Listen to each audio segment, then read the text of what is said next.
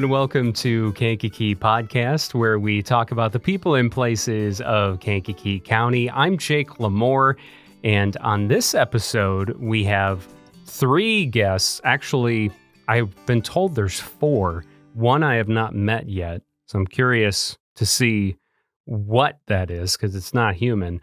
I do know that we have 2 human guests as of this moment, and then 1 guest who is not human, and we'll introduce all of them now. We have Sharon, Niko, and Talon. Now, Niko and Sharon, you probably guess, are the humans.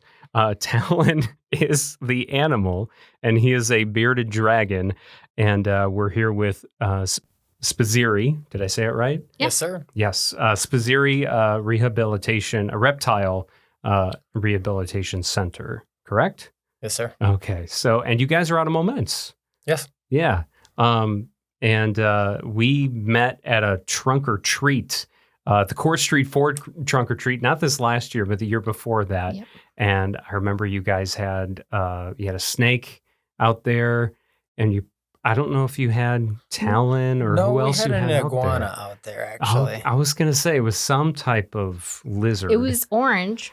Yeah. Because she's bright orange. Okay. And I learned that you guys were local, and I didn't know we had a local reptile rescue in the area. So I was like, well, this is exciting.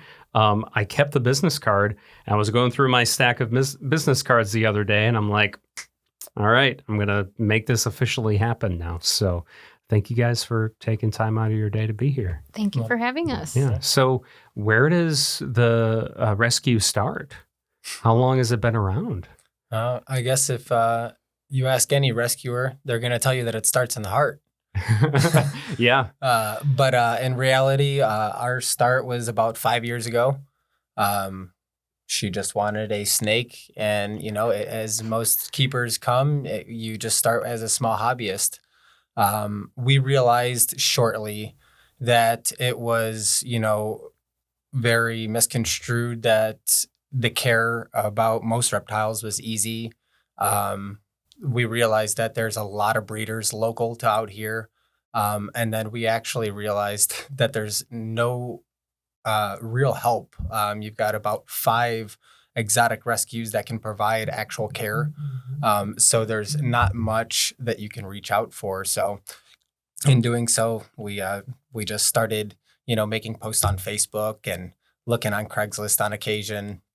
And we would see people rehoming animals for all different types of prices. And they just said that they couldn't take care of the animal, and, they were looking for rehoming fees. So what we would do is we would offer them a price of what they were asking for. Obviously, we couldn't afford the full thing. We were doing our best to help out as many animals as we could. And we weren't a rescue or anything. We were just still helping and goofing around. You guys were just yourselves. Yeah. And you were interested in reptiles.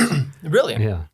We found a nice fascination because not just keeping the reptiles, but there's these things called bioactive enclosures that you can do. So you have a full year-round ecosystem that will self-sustain every single year, and it cleans up after itself with all different types of microorganisms and things in there. We grow mushrooms and all different types of live plants all by itself. Wow. It's very, very neat and beneficial for the reptiles, depending on which reptile is in there, I guess. Okay. Does Talon live in something like that? Talon does not.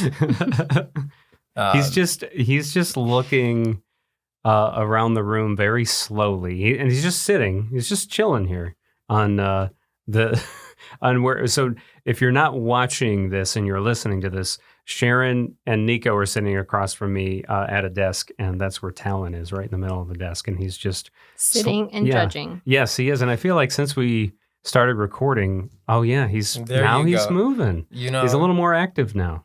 Sharon said he's judging, and he heard you. He didn't like it. I'm not trying to judge you, bro.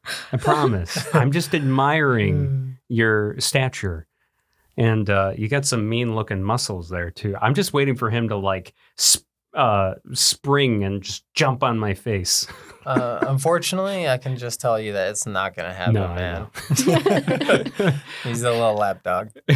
Yeah, kind of reminds me of a very chill dog. So there's so many rescue centers in the county, animal rescue centers, but do any of them take reptiles? Unfortunately, no, man. Yeah, I didn't think so. Not even a wildlife center can take in most exotic rescues, so or animals at that point until it's rescued. But yeah. Yeah. I mean, even like if someone had let's say they had like a garter snake. Garter snakes are native to Illinois, but they probably don't even take those. They do. Oh, they do? Yes. They will so take any garter snakes. wellness center for local nature centers, rehabilitation centers, they're allowed to take in native species. Okay. But they will not take in, bush vipers. They can't take in bearded dragons. They can't take in like larger size iguanas. Not only are they not equipped to house these things, but they don't always, have the space to even if they did want to. There's just so many dogs and cats booked up inside of the kennels. It's hard to find proper care, and animal care is just not taken seriously. I kind of jumped ahead a little bit, but we should know just a little bit about both of you too before we go any further. What is each of your guys' story? Are born and raised here? Came to the area recently. Sharon, I figured out why you look so familiar, and you work for Harbor House. I do. Yeah. So I've just been here my whole life and always had a love for animals. So always wanted to rescue as well. But, it's easier to keep reptiles because they can be housed in smaller spaces rather than dogs. So one day I just wanted a snake, and then I married him and he got me a snake. And that's the way it goes. So you didn't grow up with any reptiles in the house as a kid? My sisters. I'm just kidding.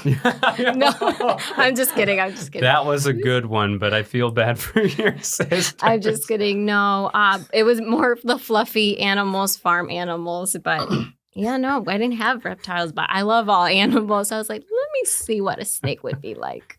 How about you, Niko? I've kept, native snakes from my house. My family I was born and raised out of a kitchen. So I'm known behind a grill. But the reality of the situation is I've always just been close to animals as well. I've always found a neat passion behind them. I used to catch like native gardener snakes. We had little green ribbon snakes out of the trees. And he's fearless, so he will grab anything, anything. Well, and I mean, thankfully, like they won't hurt. Those type of snakes, there's no poison. They don't squeeze you to death or anything like that. Really? You think that? A gardener snake is actually venomous. No. It is. No, you're teasing me. I'm not. They have, sorry, guys, please, nobody beat me up. I'm on a learning process as well.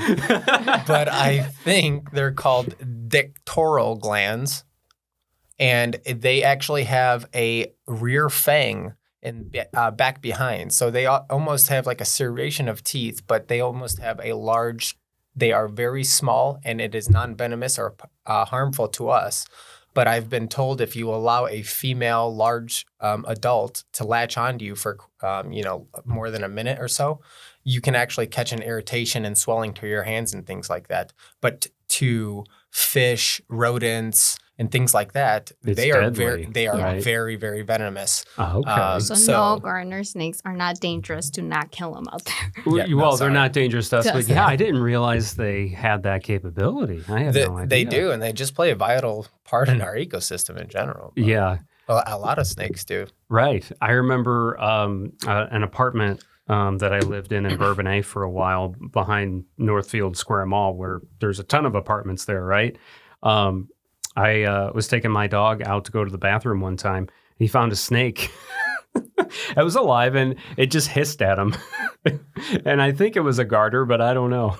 There's some pretty big snakes out here, and it was a smaller one. Okay. Yeah, it wasn't one of the bigger ones, but the bigger ones are like what I see people posting them in various local Facebook groups once in a while, and they're on the bigger scale, and they're like, they have a couple different names, and one of them is they call them like a rat snake, right? Yes, those sir. are Ones by the very river. big. Yeah. Yeah. No, those are the ones that are by the corn. The river ones are the water-banded snakes. Yes. And those get pretty big too, and they're all up and down the Kankakee River. But they're very harmless. Believe it or not, I'm still learning more, but we actually don't house any venomous snakes like copperheads or anything like that people think that are inside of like cottonmouths. Mhm. We don't have any out this way. Thankfully, I'm so thankful for that. Yeah, me too. Shoot, because every time I see those snakes in the water, it's been live or die. But Yeah. I'm willing to take a chance. Absolutely. So when did the rescue officially become official then? It was 2021, especially because he did say we would get animals from like Craigslist and whatnot. But after people hear that you're taking in animals, it's like, oh, I have one. Do you want this one too? Because we're a reptile rescue, but we also get like people who want to give us their dogs or guinea pigs. I'm like, reptile. Yeah. I mean, if you want to make your guinea pig food, sure. Oh, don't tell him that. Yeah, don't say But reality, these guys do eat larger than guinea pigs, man. Yeah. Like this bearded. What is, since the Talon, the bearded dragon, is right in front of us, what is his diet? Talon's diet is a large mix of stuff. He's very chunky, if anybody can see here. But one of his main diet is, because he's an adult at this point, he eats a lot of leafy greens. It's most beneficial for him. So realistically, it's collard greens, turnip greens, mustard greens, occasional apple. We don't really give him too much fruit, but that's like a treat, and it helps. Digestive. It's very high in sugar, so you don't want to like really overdo that. On occasion, he'll get every other 2 days or so, we'll give him mealworms, superworms, crickets, dubia roaches. We'll try to give him tomato worms. We try to, always switching up a different type of insect or bug. You really got to keep these guys' diet very, you don't want to stay consistent with one thing. It ends up building a blockage inside of their GI trackage. That's very different from a dog. Oh, yeah. I wish we can give him turkey and rice every day. I wish it was that easy, but he's a picky fella. He likes his variety. He does. Yeah. He does. That's so cool. He's, these guys are big old lap dogs, man. And so he will not get bigger than what he is now. And approximately what is his size? Well, if we were to say he's about, head to tail, he's about 1.5 feet. Okay. But let's say he's maybe 1 pound, 2 pounds, and no, he's probably not going to get bigger unless we start overfeeding him. Uh-oh. All right. All right. So these guys said they had a surprise guest. Of course, I mentioned that at the beginning of this podcast. And that guest has made an appearance, and it's a snake. And now, what kind of snake is this? This is, believe it or not, the colors are a little bit off-putting here. But he is a Honduran milk snake, so he's very harmless. Okay. His name is actually Chance. Chance. Okay. Yes. And Chance, do Chance and Talon get along? Can they hang out in the same space? Oh, yeah. You see, they're very unbothered. Talon is not going to like really bother him, but the moral of the story here is that they don't sleep together. We don't and you never want to put two different breeds together. Yeah, because something bad will happen. But because we go out, we do the shows, Talon just sits out on our tables most of the time. Okay. He's very good at talking to the people and keeping them in line. But Chance doesn't really mind anybody, and Talon's not going to bother him unless really Chance tries to go after him or anything like that, but we are not going to allow that. And Chance is what, orange? He's like an orange color? Orange, so it's a very high, like orange, black with like a pale white pattern in between. So it's got like a really nice stripe. There's actually this saying that goes, red, black, and yellow will kill a fellow. Yes, I've heard that. But it's all about where the color touches on the black there that really makes it like poisonous or anything like that. And he's not a coral snake. No, So, but his pattern and his colors are very pretty, though. Yeah, very, very pretty snake. And he just had a shedding, so he's looking fresh. Fresh. Now, how often does he shed? It all depends on, his how he's feeling and how much he's eating. Really, he's shedding about 2 times a month right now, which is kind of often. He tends to eat a lot now that we got him in a different enclosure and whatnot, but it's still neat to see. What does he eat then? What does Chance eat? Chance eats what they call like pinkies or fuzzies. So it's almost like the pup rat. Or like a little newbie baby rat. mice. Okay. Yeah. Because those are perfect size for him. Mm-hmm. Yeah. So anytime you see a snake or anything like that, like a feeding should never you should always measure out to the center size of the body mass and then put your hand around it. And then you'll know that's how big of a rat you can possibly feed it. Okay. And that's typically where their jaws will be able to open up or that's just typically what they can digest. Yeah, because not everything is like a python can eat much bigger than its size, right? Because it shouldn't. Yes. Yeah, realistically, any snake that you're feeding, you should never feed bigger than the body mass. Even though it could, doesn't mean it should. Is that just unhealthy for it? It is. Yeah. It is. It's not it can, again, GI tract blockage and things like that, depending on if you eat so many small meals in a month too, that could potentially be bad just because there's so much bones and less protein at that point.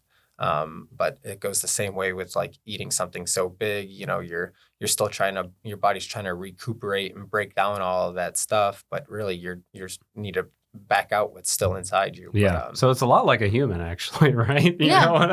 If you ask me, I ask any of my friends, you follow our Facebook page, you're going to realize I treat these guys like babies. I mean, I wish I had enough time to spend with them like I do with my 3-year-old.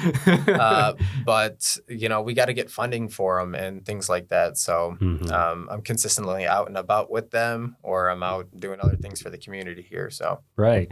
What kind of events do you do with these guys? And I mean, what are some of these two here are obviously just the tip of the iceberg, I'm assuming, when it comes to all the reptiles you have? I guess, yeah, you could say that. I mean, we got even smaller ones that you really could put to the tip if you want. Yeah. Sorry, go ahead. But yeah, no, we've got a large scale of reptiles. So we've got about 3 different foster families that are currently with us.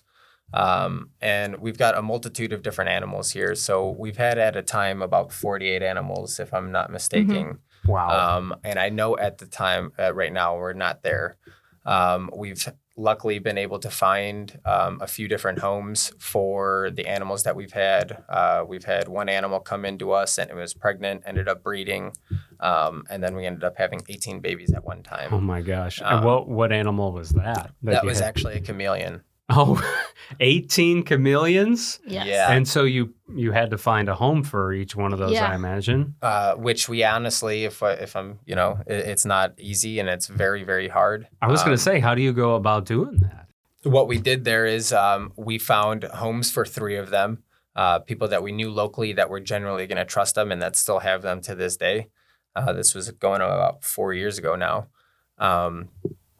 And the other 16 or the other 14 that we had, we gave to a local pet shop that we were working with, and they ended up supplying us food for the rescue for the rest of the year. So wow, we actually had to, we needed to take in on that. And typically these reptiles would go for about $70 to $100 a piece. Okay. That sounds like a lot. I don't know if it is, but it could be, but we weren't doing it to be lucrative or anything like that. You're just trying to break even. Yeah.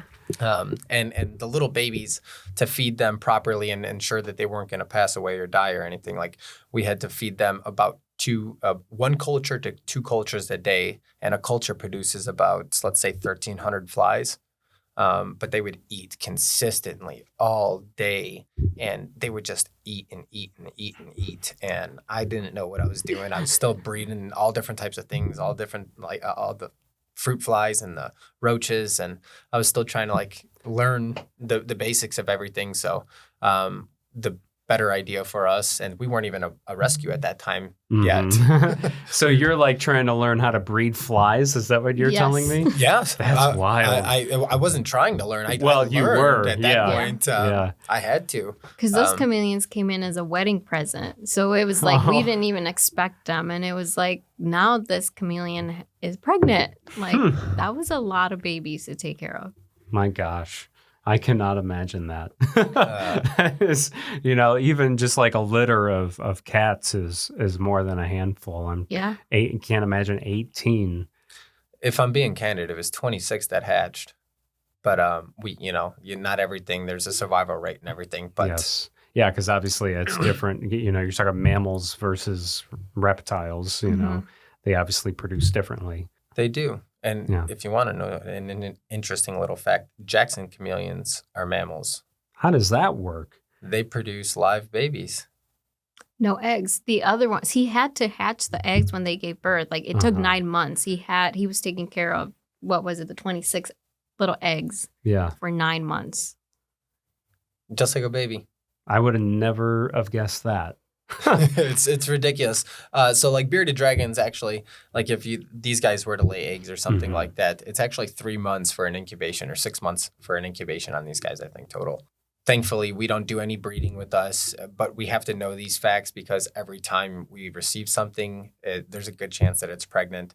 And not to mention, most reptiles, as a female, they don't need a male in their presence to reproduce anything. Right. Not saying that will end up being fertile, but they still produce eggs, and they need to have like those proper, setups and everything. So, what's the craziest reptile that you've been gifted? The frilled dragon. A feral dragon? Frilled. So it's like, what film is it from? I can't think of it, but it sparks the little things on the side. So it's not mean or anything. And it can run in like the 2 legs. So it's like chasing you, but it has little flares on the side of their heads.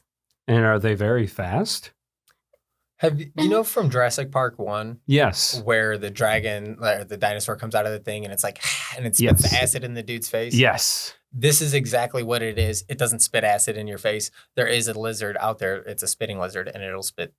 So this is kind of like a smaller version of that without the acid. It's the same exact size as Talon here. Okay. And instead of like a puffy jaw, this guy's defense mechanism. These guys are from Australia, by the way. Anybody that's listening here, frilled lizards.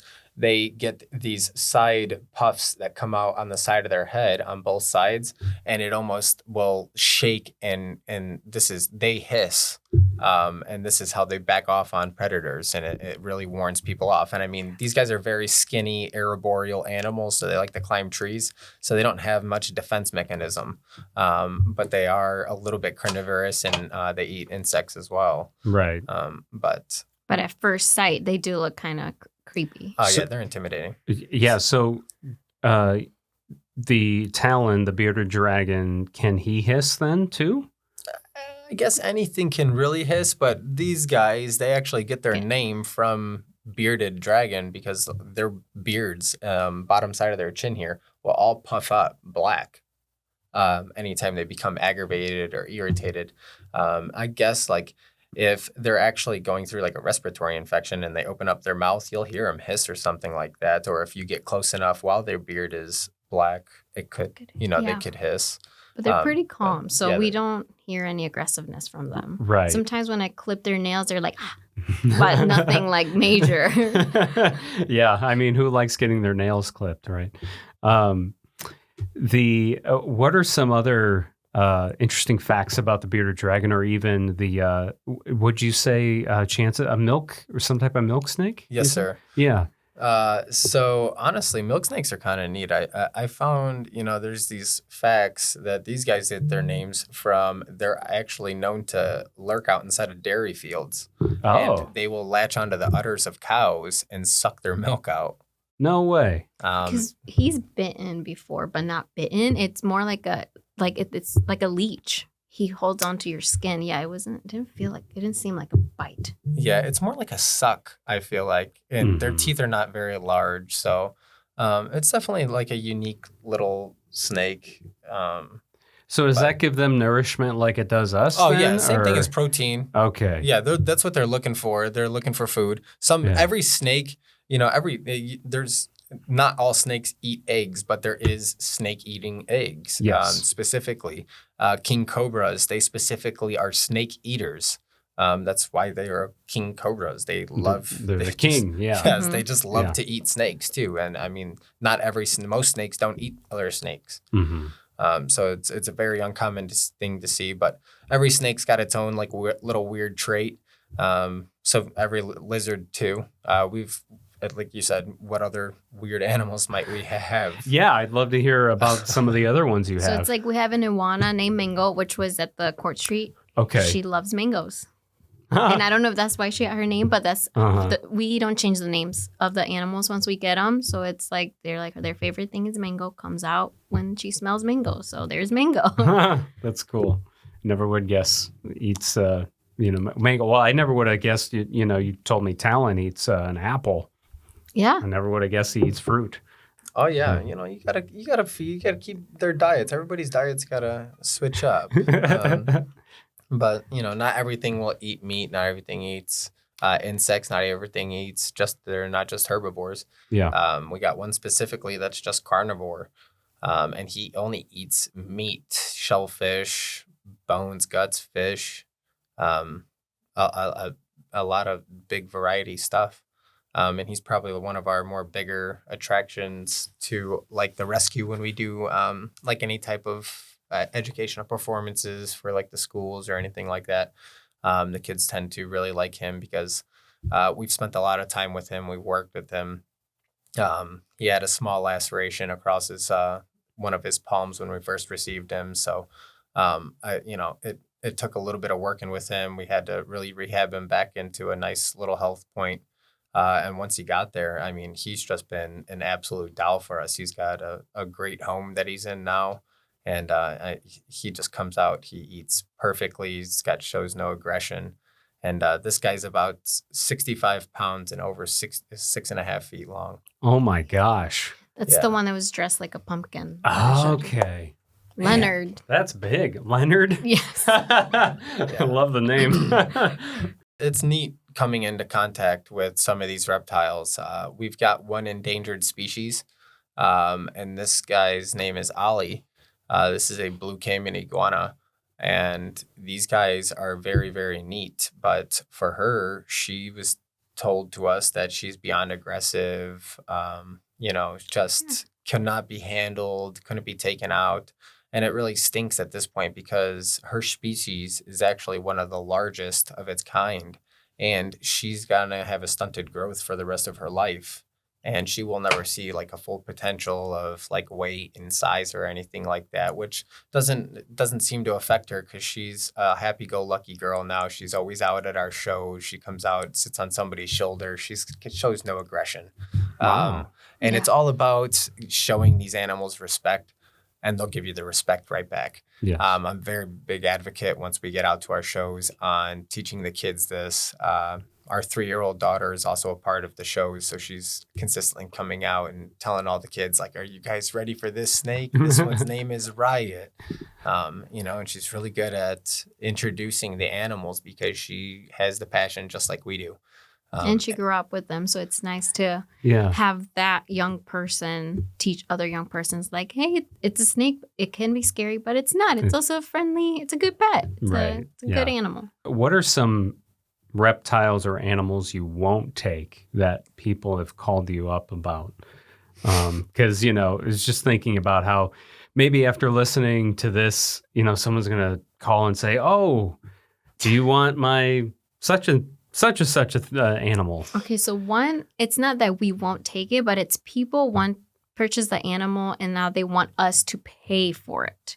Oh. We won't pay. So if they're even giving us a bearded dragon, it's like we won't pay for the bearded dragon because we're a rescue. Like it's Right. not right. We're not going to purchase animals. Yeah. I mean, just like any other officiated business and rescue, I mean, we are a non-for-profit organization at this point, and we have a surrender fee at that point, you know, so it's not for us to make a profit or to do anything to churn butter for us. It is genuinely for the benefit of the reptile. It's to ensure that they're going to have a liveliness, will have a chance to be able to afford a vet bill or anything like that, which is very important.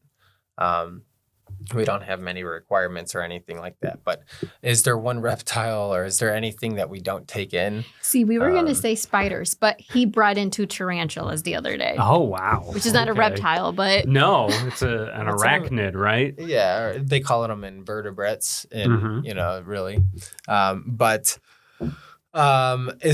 You know, we've got all different types of stuff. We've even got a Juliana potbelly pig at our house. Not a That's reptile. not a reptile. It's not. We're just, again, we're animal lovers, but we can't take in any donkeys or cows, unfortunately, unless somebody wants to donate us some land. You got some land out there? Because I assume you're keeping all of these at your home. We do right now. But now that we've turned non-for-profit, we're finding different types of organizations and all different types of revenue that we can possibly obtain, so that we can find a building that's potentially foreclosed on, or maybe even an owner out there that's willing to donate us space so that we can house some of these rehomings. We can do a little bit of the rehabilitation there and possibly even give something back to Kankakee County and give like a live feed store for crickets, roaches, goldfish, something on a more clean end that's trusted, local, you know, things that's more community-based and not so franchised out, as well as helping back and giving back to, you know, something that's on the greater good. It's something that's really big about us that we really haven't mentioned on here is we are the only rescue within 536 miles of this location. That much? Yes. There's none up in the Chicagoland area? No, sir. I mean, you have the Chicago Herpetological Society, but these guys are not, you know, there's to an extent that people are able to take in, like the zoos, you can contact them and they'll take in like a crocodile or something like that if you have it, and you're really not supposed to out here. It's illegal. Right. But people do. But people do it anyway. People do it. Poisonous snakes, same thing. This is another real big reason on why we started where we're at. There was somebody out of Wilmington, which is a very small range to have 536 miles compared to somebody that's right down the street from us. Yeah. Being their name was called the Friends of Scales, I believe. And if I'm incorrect, I'm sorry. But I haven't seen anything online. They're inactive for the federal status at this point, which kind of stinks. It would be really nice to work with anybody local or anybody that has type of information, a volunteer time, or a potential, you know, outreach is genuinely beneficial. We need as many exotic helping places out there as we can get. Yeah. But there's just nobody out there that will handle this. It goes same with like vet care. There's nobody around here that really does what that. do you do if you can't yourself figure out the treatment for a reptile? You know? Well, when things become too severe, or when I actually start realizing that there's something going wrong, like this guy over here, Talon, that's got like the leaky eye. We've already got eye drops. There's going to be things that I'm going to go home and treat him with a nice warm soaking bath, and we're going to make sure that I don't overdo anything on him. I hate that we even brought him out and possibly stressed him out a little bit. I wish I would have caught that before we came out, but yeah. Hope you feel better, Talon. He's over here blinking his eye at you like, But what we do here is we've got one vet on video consult that we can do FaceTime consults with. He's readily available pretty much 24/7. He's a very great doctor. He's based out of Bolingbrook, Lisle area. Oh, okay. So a bit up that way. And if something becomes very serious, broken legs for us, or that we need definitely like an x-ray or something like that, we've actually got to go all the way out to Lisle. That's the only other one that can take us and that was accepting our non-for-profit status at the time. It's called Nest Exotics out there. So it's about an hour and 45-minute drive to 2-hour drive, depending on the traffic, which really stinks putting an animal in the car for that time to begin with. Oh, yeah. But recently we just found out that Bradley Animal Hospital is potentially taking in some exotics. So it's exciting to see That's that great the news. community is learning these different traits. Yeah. Well, I mean, as the area grows or as the interest in having exotic animals continues, someone's got to be able to provide and care for them, They do. and not have to drive all the way to Lyle. It's sad, I mean, there's places out in Indiana as well. They house you're allowed to have like crocodiles and things like that out there. Illinois has got strict rules against it, which thankfully these rules need to be in place. But I'm also a big part of, I'm a true believer in conservation as well. Having these animals, depending on how you're having them and what you're doing with them, it plays a big part in, some of these animals can't breed properly out in the wild. Some of them, because we're just taking away all of their land, they can no longer even have homes. So it's definitely beneficial to have on occasion the keeping of snakes, lizards, and things like that. But everything always comes to an extent. Yeah. Do you have any turtles or tortoises? Oh yeah. Yeah. Our favorites. We have 8 or 9 tortoises. Okay. And then 3 turtles, which are in our fish tank. Right. Yeah. Some people don't realize it took me a long time to figure out turtle equals water, tortoise equals land. Yes. So good job. Yeah. Thank you. I'm trying, I can actually probably thank my son for that because he's always very interested in those, types of things. Nice. So we figured out, okay, what is the difference between those two, and you can just even see the difference and just in the shell of a tortoise versus the shell of a turtle. There's a big difference there. Oh, most definitely. Even in the feet pattern, not just like the one toe looks different than a tortoise's toe, Yeah, because a tortoise has they have more longer claws. And a turtle doesn't really have those. No. They got more of a webbed foot, Yeah. Yeah, we've actually got 3 different species. Sulcata tortoises, a Central Asian red-footed tortoise, and then we also have Russian tortoises. So none of those obviously are native to. There are some tortoises that are native to Illinois, right? What are those? Interesting enough, I'm not too sure if they're called tortoises. I don't believe we actually have any tortoises that are native. If we do, it's probably a gopher. But I know we've got turtles, like a box turtle, which, believe it or not, they're more or less like amphibian. They do go between land and water. And most people think box turtles just stay in a box and that's their home. Sadly. Right. Yeah. Yeah. But they are quite amphibious creatures, but they are more like land-based. Typically, they do hibernate through the land instead of burying themselves in the mud or a pond at the end of the season for hibernation. Okay. But I'd consider that a tortoise if you asked me. Yeah. It sounds right. It sounds kind of leaning that way, doesn't it? I think we've got 3 different species out this way, though. Okay. Not too sure. Okay. Just while we were on the subject, I thought of that. So how can people contact you? How can they get involved if they want? Because you mentioned earlier, like volunteers, and obviously we mentioned a few times too about like shows and things like that. Oh yeah. Well, we've got loads and loads of stuff. You can contact us. You can look up Reptile Rescue. We're going to be the first thing that pops up on Google, if I'm being honest.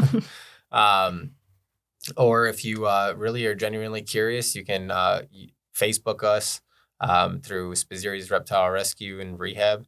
And we'll pop up just like that, or I'm not too sure if you can Facebook Reptile Rescue and us pop up. But genuinely, if you look us up on Facebook, you're going to find tons of info, pictures, all different types of stuff. We've got contact info through the Facebook, either iMessaging, our email. And these are the best ways to contact us, honestly.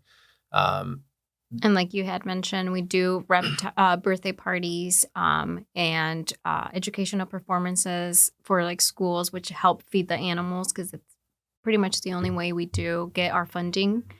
And we also like to do stuff with the community. So any community events, we also try to be there to not do a full show, but just kind of bring awareness that we are here and you don't necessarily have to even give up your animal. If you need help, like, hey, I got a bearded dragon, but it's doing this, you can call us too, and we'll help you maybe help their diet be better or just give you little tips. Do you have an easy way if someone wanted to donate to you guys as well? Our Zelle, Cash App,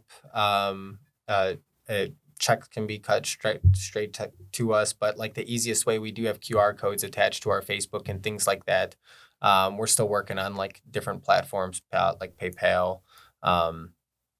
I know there's a few different other things and whatnot. There's a lot nowadays. Yes. Electronically. Really, yeah. Genuinely there is, but if we're being candid, it was never about the money for us. Oh no, but Yeah. it sounds like, you could use it. We so. we genuinely could. Yeah. And that's what we didn't can. realize. Yeah, we were like, no, we'll be fine. And it's like, oh, wait, no, these animals eat a lot. Yeah. Like, yeah. or And I'm even sure their you it sounds like you try to grow that food as much as you can. We do. We do. That's the only way to know that we're going to get clean stuff. When you buy stuff from major corporations, pet stores and things like that, major chains, I should say, typically when you're buying these inbred insects and things like that, you're buying pinned worms, parasitic feeders for your animals because you're not always sure of where they're coming from. More local guys or, larger, medium-sized pet stores and things like that, they're going to give you a cleaner feed and things like that, which matters for your animal in the long run. Having any type of worms or parasite is always going to be an underlying health effect on your reptile or any animal that you get. And it's not the easiest thing to ever catch, and most of the time it's too late. So it's very important, especially to us, making sure that we're growing most of our own lettuce so that we know we're not growing with any pesticides, any extra preservatives, any of that kind of stuff on there. We just started breeding rats recently. So yeah, I was going to ask you if you're breeding rats. Yeah, I just started. And I only had to do that because I think we're up to... we got about 10 snakes currently at the house, and Lenny alone could chow down on about 8 rats a week. Oh, wow. Yeah, and large rats. They're about, $7 to $9 a piece. Whew. Boy. Wow. Yeah. That gets expensive. It'll get very. He's my child. He is a child. He doesn't walk the dog. He's like, I'm gonna go walk Lenny. So he walks around the yard with his lizard. Really? Gosh, that's funny. But it's what it takes to get these guys to. Seeing a 7 foot, 6.5 foot lizard out at a party walking around. Let me tell you, it's the highlight of the kids thing when you and not see even his kids face. seeing adults that have never really. experienced any like a typical dog or one. It's a snake even. Yeah. They get so excited. It's nice. It's really cool to see. It's like, wow, I thought it was gonna feel slimy. And it's like, no, it's not. I do like that. Everybody always thinks snakes are gonna be like all gross, slick and slimy and stuff, and they're like, dude, it's dry. And I'm like, it's just how they look. So is there anything else that you guys want to bring up? Do better. What? Do better when it comes to your and any animals, right? Any animal, yes. Any animal. You sometimes you just got to do better. Care, outlook. A lot of people just reach right into an idea, just because it looks cute. Mm-hmm. And then 2 weeks into having something, you realize how boring it might be, or how much you actually don't like it because now it's grown and it's not as cute as it was. Or Talon. Some people might think he's absolutely boring because he's just sitting there. But like, I love watching him blink every 10 seconds. Yeah. But they're hard work. The pet stores are going to tell you that reptiles are the easiest animals, and they're not. They're really hard work. Okay, so that's not that's a misconception. It is. Okay, a big one, man. Because that's what I always assumed too. That they're an easier animal, right? Because they just hang out. And we did too. That's why I'm like, yeah, I want a snake. And he's like, yes. And she was hard work. Well, thank you guys for coming by. And Chance, great to meet you as well, little guy. And of course, Talon as well. So yeah, I don't know why you didn't mention him first. Now you're really getting stink eye. Yeah, now he's I feel like I didn't mention Chance enough, so I wanted to give him, his due diligence. He definitely deserves it. He's such a good guy. All right. Well, thank you having us. Yeah, on. thank you both, Sharon and Niko. This has been great. And if I can help you with anything, let me know. Thank you. Seriously. Yeah, honestly, having us out here and getting us a little bit of recognition to Kankakee County, it means a lot to us. You'd be surprised what this might, what kind of curiosity might bring to us. I hope so. I mean, it's great that we have a reptile rescue right in our backyard, Yeah, have us at your parties with little dinosaurs. Yeah, yeah, essentially, right? Yeah, absolutely. We come out with tons of facts, and not only that, just like how I started in the beginning, we like to keep things surprised. We come out with a little bit of magic. Yeah, you surprised me. I was wondering. I was like, okay, what is it going to pull out? And I thought maybe it would be a snake, but I wasn't sure like how big it would be or what color. So, well, if you would have brought the biggest one, you would have noticed. Oh yeah. I probably that's true. I would have been like, I see something there. So. We didn't have Sharky at Court Street, did we? What color snake did we have? I don't remember. Sharky wasn't there. It was Scarlet. Scarlet? Mm-hmm. Okay. She was our bigger one then. Yeah. I think Sal's bigger than her now, too. Our biggest one eats rabbits, so that's how big it is. Moving up in the world. Yeah. Oh, yeah. She'll be a deer soon. Oh, my God. Well, might have to go hunting. Local hunters, please reach out. All right. Thank you, guys. Thank you, Jay. That concludes this episode of Kankakee Podcast. I'm Jake LaMore. Thank you so much for listening. Please hit the subscribe button if you haven't already, and follow us on social media at Kankakee Podcast. Special thank you to our Patreon subscriber, Teague Dreenan, for supporting the show each month. Join at patreon.com/Kankakee Podcast, and you too could hear your name on a future episode. Kankakee Podcast is owned and produced by the fine team at Pathfinder, a full-service marketing agency in Kankakee, Illinois. Learn more at yourpathfinder.io. Our theme song is by Lupe Carroll. This river